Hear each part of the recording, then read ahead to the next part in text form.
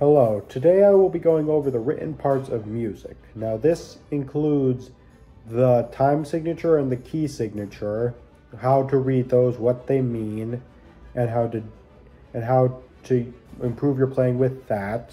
I'll also include a brief section on subdivisions, and note links, as well as articulations near the end. If you have any further questions that aren't answered in this video, please do comment or ask your band teacher. He will probably be better at this than I am. So music is separated into phrases. The way that you read music is by those phrases. Now phrases, of course, are separated into even smaller things, and those are notes. Phrases are bracketed by measures. Measures are what phrases are. And they just appear something like that with the notes inside of them. Now the notes themselves are bracketed into smaller things, and they are all the primary notes at least, are all separated by half of each other. So the first note that I'll go over, the whole note as it's called, in a 4/4 time signature, appearing something like a donut. In a 4/4 time signature, it gets 4 full continuous beats and is the longest note besides the dotted whole note, but if you see that, then you're in trouble. The next note is the half note, and it only gets 2 beats.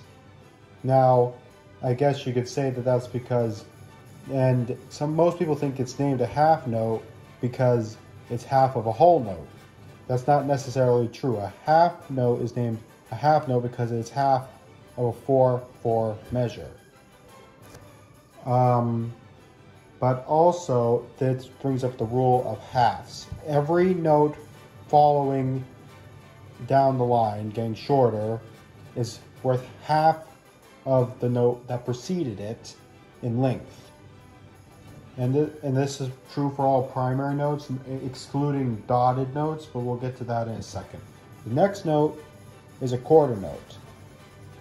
And this is named because it takes up a quarter of a 4/4 measure. It gets 1 beat in quarter note subdivisions, mainly because it's a quarter note subdivisions, and is worth 1 and in eighth note subdivisions. Following the quarter note is the eighth note. Now the eighth note, like the quarter note and like the half note before it, is half of the quarter note. So like the quarter note is worth half of the half note, the eighth note is worth half of the quarter note, and it's worth only a half of a quarter beat, or 1/8 beat.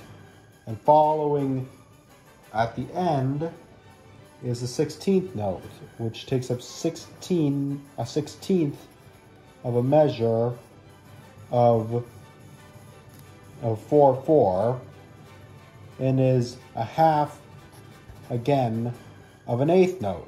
And its own 16th note subdivisions is worth 1 of these 4 letters. Only 1. This is worth the same as 1 and, or 1 and in eighth note subdivisions, and 1 in quarter note subdivisions. Now, on to what I was talking about earlier is dotted notes. Now, dotted notes really only appear for the middle 3 notes. They don't all appear really for the other notes. I mean, they can appear for 16ths, but then it's not easy to do them. And if they do show up, there's a lot of better ways to note it than with a 16th. But let's get started. So a dot. Now, what this just means is, let's start with the dotted half. The dotted half is just a half note with a dot next to it. Now, this means the dot means that the note gets half of itself added onto it. So again, with the rule of halves, so in this case, a dotted half note is worth 3 beats, not 2 like its original self, and is worth again 3 quarter notes. The dotted quarter note, the follow-up of the dotted half note, is worth half of the dotted half note, continuing the trend of the half off and also the added half. It's worth 1 in eighth note subdivisions, because you need to subdivide it in eighth notes to see it, is 1 and 2, or 1 1/2 quarter beats. So a dotted half note is only worth is worth 1 and 2 and 3, and while this is only worth half.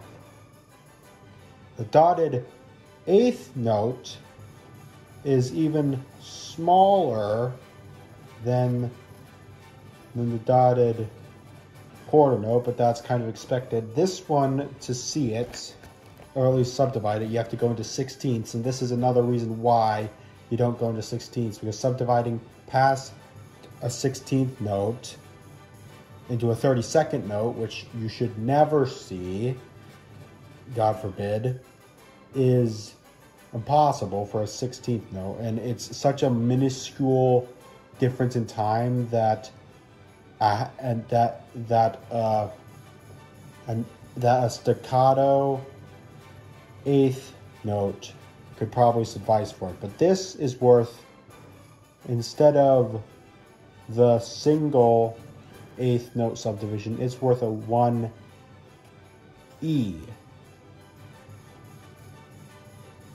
So it's worth half, and in a 16th note this subdivision, this is denoted, the dotted quarter is denoted as 1E and 2E. So this is actually 1E, and it's worth, a dotted 6/8 note is worth 1E, and it's only worth a half of this note. And that's a good way to always remember the values of these, is that they're all half of the note that precedes them. Moving on, next we will talk about time signatures. The time signature, the 3 that I'll bring up mostly are 4, 4, 3, 4, 6, 8, and cut time, which is denoted like this. Now, how you tell what these are, at least for the first 3, is the bottom note denotes what note gets the beat. For example, the 4 means that the quarter note gets the beat. And the top note tells you how many beats are in a measure. So for a 4/4, there are 4 beats. There are 4 quarter notes that can fill up a measure, and the quarter note gets the beat. For 3/4, it's very similar, except instead of 4 bars to fill, there's only 3. Now for 6/8, that's slightly different. 8 is the 8th note gets the beat. So in a 6/8 time signature, there are 6 eighth notes that fill up the time measure, which is really very similar to a 3/4 measure, just it's a little, sometimes the one time you see it, and in the end is probably about the same in value, just a 6/8 works a little bit better with a cut time. A cut time is basically half of a 4/4. A cut time means that every note is worth half of what it would in a 4/4. So a whole note is only worth 2 beats, a half note 1, a quarter note a half of a beat, and an eighth note a fourth of the beat. Now that's because cut time is not, it's not 2/2 like what you think of that. It would be a logical assumption, but it's not. 2/2 is that a half note gets the beat, and there are 2 beats to fill up a measure. So yeah, cut time is a little strange, but you just need to know that to fill it up, you only need 1 whole note, 2 half notes, 4 quarters, and 8 eighths. 16th notes don't really appear in cut time.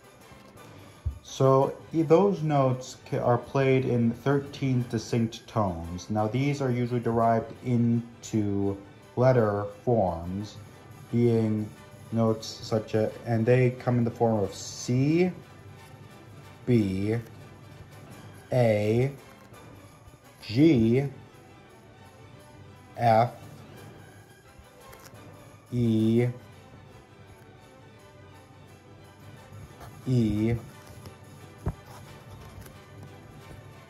D, and C. Now these are the whole step differences, or the notes that are defined. Now each of these notes have a sharp or flat version, this being either C sharp or D flat, so C sharp or D flat, sharps and flats denoting a half step change between notes, unless it's E or B, which don't have a sharp variant of them. D flat or E flat,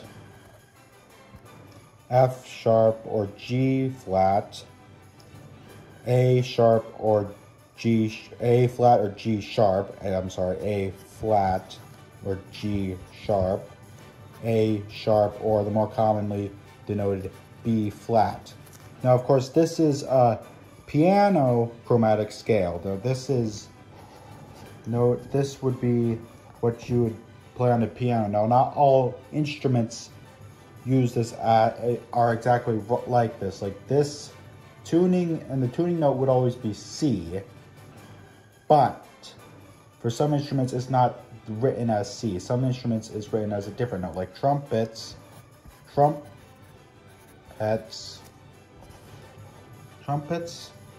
and clarinets use B flat as their tuning note, but that's just because that their instruments are sharp, so their B flat is not any different than this tuning C. They would still tune to the C, just they denote it as B flat. Now every instrument does this to a degree except for certain outliers, but that's what you need to know. Now these things can be denoted in scales, and that's what music is made out of. It's made out of the notes that are the notes being these being quarters or something like that. So a combination of this tied and or separated from each other, and in different combinations of this. But the alphabet for how you would make this comes in scales, and there are several different types of scales. The most common and there are several ones, and they just don't. Most scales don't include all these notes. This is a chromatic scale. This includes every single note that you can play. Most scales don't. Most scales only include like from C, D, E,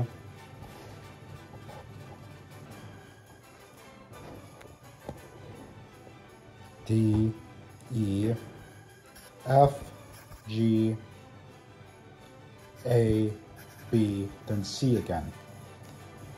Now, of course, this does sometimes, for some notes, to make them not sound wrong or incorrect or minor, they will change out certain notes. Like instead of like to make, especially if they start on a different note, like if they start on D to go to another D, they may change out the F to make it F sharp.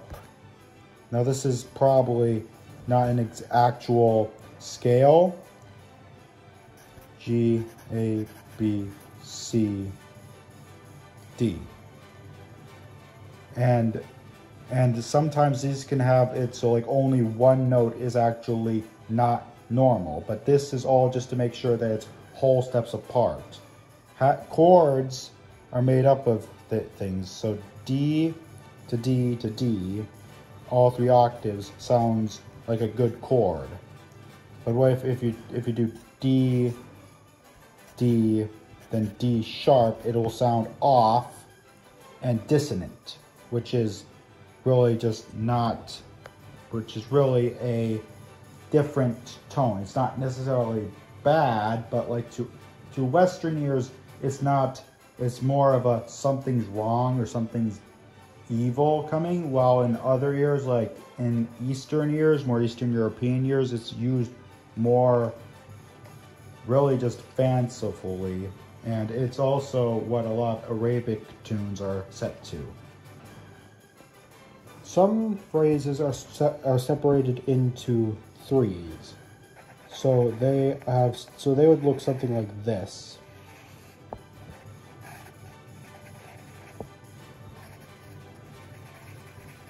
And it would have a 3 over it, and these can appear as something like this or something else. And this basically means that's 3 notes equal to 1 and on a 4/4 time signature. These would not be a common. These when they do show up, they're not difficult. You just need to know that you want to split it up into 1 and. The way you would do that is 1 na ni, which separated out is the same as or 1 e and the 16th and the 8th note subdivisions. You mostly are going to subdivide in 8th notes unless you do come across the 16th that you do have problems with. But besides that, you shouldn't come up across it. But if you do need to come across it, this is how you would do it. Subdivision is the best way to keep time. Instead of guessing like how many beats this gets, you know it only gets 1, and the note after it, the quarter rest. My best interpretation of a quarter rest would get and 2. Of course, this would be bracketed just to show that you don't actually play this. It's a rest. But yeah, that's how you subdivide. My suggestion, a good way to never get lost in the music, if you have trouble with a piece, write in the subdivisions. It'll help you visualize what you need to do, and it'll help you really just figure out what you need to do and how to actually do it. Now we will talk about articulations. Articulations are really the music's version of how you enunciate or speak. Now in high school band, you will only really come across 5 or 6 different types of articulations, and I will go over the ones that you will probably come up against most commonly. The first one that I will go across appears something like this. It'll usually either appear above or below the note. and it is called an accent, and it's played with force. It's basically it's similar to a crescendo, but is only for that one note. It's usually played moderately short, though not as short as other notes that we will get to. Another note that we will talk about is the staccato, which just appears as a dot, and it's a lot like its mark represents. It is a quick tap. It's just a single, it's not played long, it's a quiet, short hit. It's not anything loud, it's not anything particular, it's just a short, separated hit. The opposite of staccato is a tenuto, which appears as a line above it, and this means basically play it long, not necessarily connected, but play it long. Basically to the full length of the note. Now that may differ for certain notes, but that doesn't really matter. Another thing is the legato, which is also known as slurs. Now this is usually between multiple notes, so it appears as a tie or a slur between notes, and this just means you play the notes connected. And it is the true opposite of staccato, and the sister of tenuto. Another strange note that you might not always see but is around is the mercato, which is just the accent turned right side up. It appears something like this, and it's very similar to be played. It's similar to the accent with force, but it sometimes is more like the slur or legato, in that it's sometimes used as a bracket between notes to say that you play this all with accents, but instead you'll usually just see it like this. Usually it's just this symbolize a change, a different way to accent in the piece. Something that you will see most likely in jazz pieces or parts of pieces with jazz is a glissando, which appears something like this.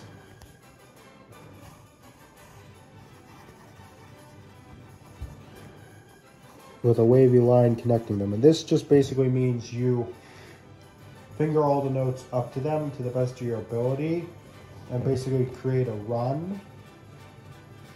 It's